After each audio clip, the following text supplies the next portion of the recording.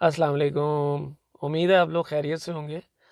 اچھا، ایک چیز آج آپ لوگوں سے میں شیئر کرنا چاہ رہا ہوں جو میرے لیے بڑی سرپرائزنگ تھی، اور میں کافی عرصے سے اس چیز کے اوپر لگا بھی ہوا تھا اور مختلف کتابیں بھی پڑھ رہا تھا۔ پھر اس کے علاوہ سائنسی چیزیں بھی میں نے اس کے اوپر پڑھی، اور بہت ساری چیزیں جو ہیں وہ میں نے سرچ کی۔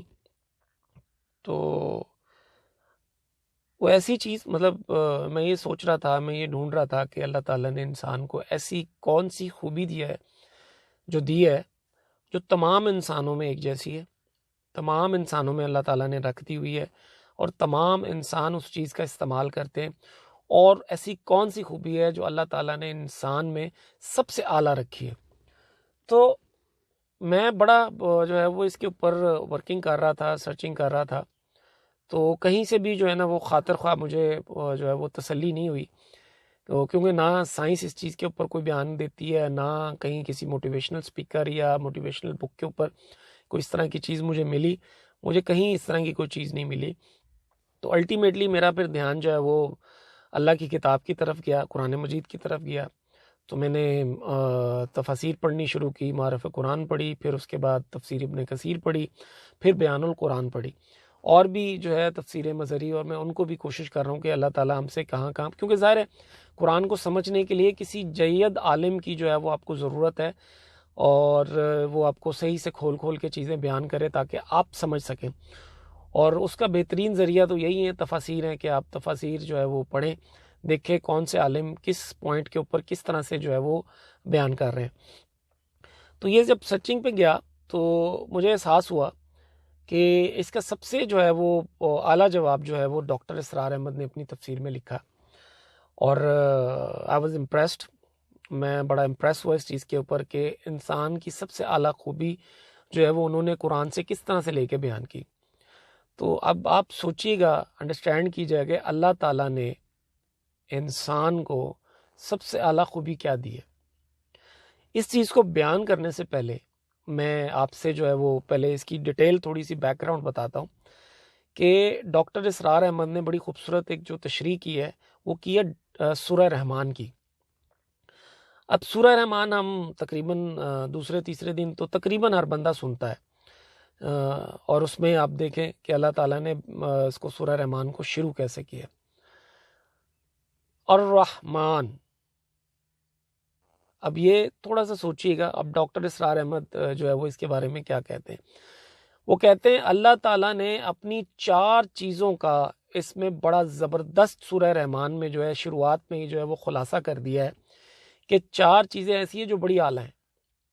اب اللہ تعالیٰ شروع کرتا ہے الرحمن سے۔ الرحمن اللہ تعالیٰ کی سب سے اعلیٰ خوبی ہے، مطلب اللہ تعالیٰ قہار بھی ہے، اللہ تعالیٰ تواب بھی ہے، اللہ تعالیٰ غفور بھی ہے، اللہ تعالیٰ جو ہے وہ رازق بھی ہے۔ اللہ تعالیٰ کی کتنی کوالٹیاں ہیں، کتنی خوبیاں ہیں جو قرآن مجید میں بیان کی گئی ہیں۔ لیکن یہ جو رحمان خوبی ہے یہ اللہ تعالیٰ کی سب سے اعلیٰ خوبی، اعلیٰ ترین خوبی ہے، مطلب یہ وہ خوبی ہے جو اللہ تعالیٰ کے غصے پر بھی حاوی ہے۔ تمام خوبیوں سے بڑھ کر خوبی اللہ تعالیٰ کی رحمان ہے، وہ بخشتا ہے، وہ رحم کرتا ہے۔ اسی لیے کہتے ہیں نا کہ اللہ تعالیٰ سے اس کی رحمت کا سوال کرنا چاہیے، مطلب اللہ تعالیٰ کی جو سب سے اعلیٰ خوبی ہے وہ رحمان ہے۔ دوسری چیز اسی صورت میں اللہ تعالیٰ بیان فرماتے ہیں علم القرآن، کہ اللہ تعالیٰ نے جو سب سے بہترین علم اتارا وہ قرآن ہے، مطلب اس کائنات کا سب سے چوٹی کا علم، اعلیٰ علم قرآن کا علم ہے۔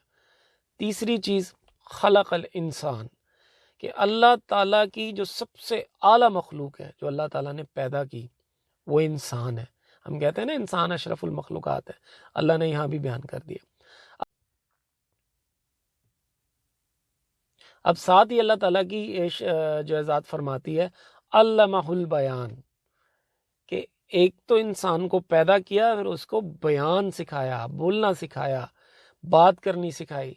مطلب یہ ایک ایسی خوبی ہے جو اللہ تعالیٰ نے ہر انسان میں یکساں رکھی ہے، اور ہر انسان کی یہ اعلیٰ ترین خوبی ہے۔ اس خوبی کے آگے کوئی چیز جو ہے وہ معنی نہیں رکھتی اگر یہ خوبی انسان صحیح سے استعمال کر لے۔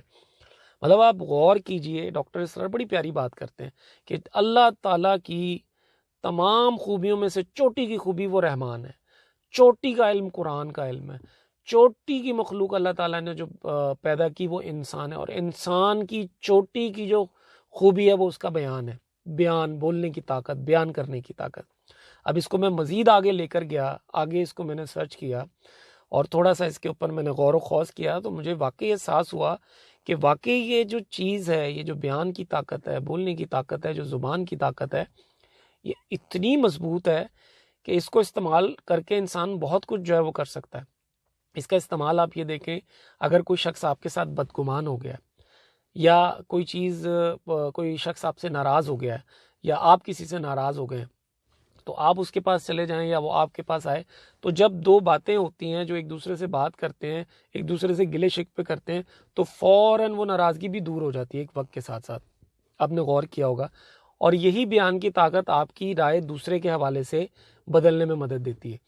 اسی طرح آپ یہ دیکھیں, غور کیجئے گا ذرا, کہ اگر ہم نے دو لوگوں کے درمیان کو غلط فہمی ڈالنی ہو, ہم کیا کرتے ہیں؟ ہم یہی کرتے ہیں نا کہ یار یہ فلانے بندے سے جو ہے وہ دوسرے بندے کی برائی کرو. تو وہ ہم جب برائی کرتے ہیں اس کے ساتھ, تو اس کے بعد پتہ لگتا ہے وہ بندہ جو ہے وہ دوسرے بندے کے حوالے سے وہ غلط بات نکال دیتا ہے, وہ بات پکڑتے ہیں, ہم دوسرے کے پاس لے کے چلے جاتے ہیں, اور اس سے جو ہے وہ چار باتیں اپنی ساتھ جوڑ کے جو ہے وہ اس کے دماغ میں فطور بھر دیتے ہیں. ہوتا کیا ہے کہ دونوں کے درمیان بدگمانی پیدا ہو جاتی. اگر وہ لڑے نہ بھی تو لیکن ایک دوسرے سے بدگمان ہو گئے, ایک دوسرے سے رابطہ جو ہے وہ نہ بھی ہٹے, تو پھر کم از کم دماغ میں ان کے یہ چیز بیٹھ جاتی ہے کہ یار یہ فلانا بندہ میرے سامنے, حالانکہ ہم تصدیق بھی کرنے کی کوشش نہیں کرتے, حالانکہ ہمیں کہا گیا ہے کہ تصدیق کر لو, آیا جو بات آپ سے کہی جا رہی ہے کہ وہ صحیح بھی ہے کہ نہیں. اسی طرح آپ دیکھیں, جب دو لوگوں کے درمیان صلح کروانی ہو تو ہم کیا کرتے ہیں؟ ہم یہی کرتے ہیں نا, ایک کی اچھائی دوسرے کے سامنے بیان کی, دوسرے کی اچھائی پہلے کے سامنے بیان کی. تو ہوتا کیا ہے کہ ان دونوں کے درمیان پھر صلح کا رستہ نکل آتا ہے. کون سی طاقت, کون سی قوت جو ہے وہ کار فرما ہوئی؟ بیان کی قوت کار فرما ہوئی. اسی طرح جب ہم نے اپنا پوائنٹ آف ویو لوگوں کے سامنے رکھنا ہوتا ہے, جیسے کہ میں ابھی آپ کے سامنے رکھ رہا ہوں, تو میں کون سی طاقت کا استعمال کروں؟ میں بیان کی طاقت کا استعمال کروں, بیان کی خوبصورتی کا جو ہے وہ خوبی کا استعمال کروں, جو اللہ تعالیٰ نے ہر انسان میں ودیت کرتی ہوئی ہے. بس اس کو پالش کرنے کے لیے آپ کو علم کی ضرورت ہے. علم آپ کو اللہ تعالیٰ نے بتا دیا, کہاں سے ملے گا؟ علم القرآن, قرآن سے ملے گا. سب سے چوٹی کا علم قرآن ہے. جب آپ غور و خوض کریں گے تو انشاءاللہ آپ کو اللہ تعالیٰ آپ کے لیے رستے کھولے گا. تو چیزیں تھوڑی سی مطلب سمجھنے کی ہیں, اور ہم اس اپنی طاقت کو, جو خاص طور پہ بیان کی طاقت ہے, جو اللہ تعالیٰ نے اتنی جو ہے وہ پاورفل رکھی ہے, اس کو ہم صحیح مقصد کے لیے استعمال کریں. ہم اس کو اچھے مقصد کے لیے استعمال کریں.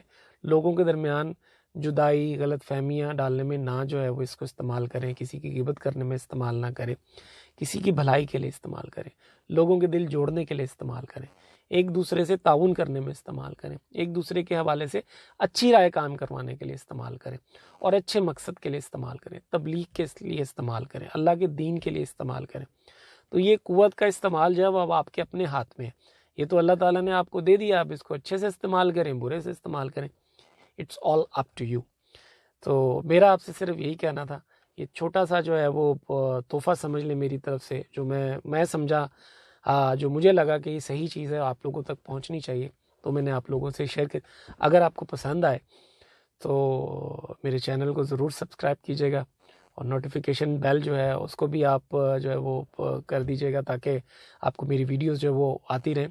اور میں مزید انشاءاللہ آپ لوگوں کے ساتھ جو ہے ڈفرینٹ ویڈیوز جو ہے وہ ضرور انشاءاللہ شیئر کروں گا. امید ہے کہ اللہ تعالیٰ مجھے جو ہے وہ توفیق دے, اور جو یہ خوبی جو میں نے اللہ تعالیٰ سے سمجھی ہے کہ اللہ تعالیٰ نے ہر انسان کو دی ہے, اس کا میں بہتر طریقے سے جو ہے وہ استعمال کر پاؤں. جزاک اللہ.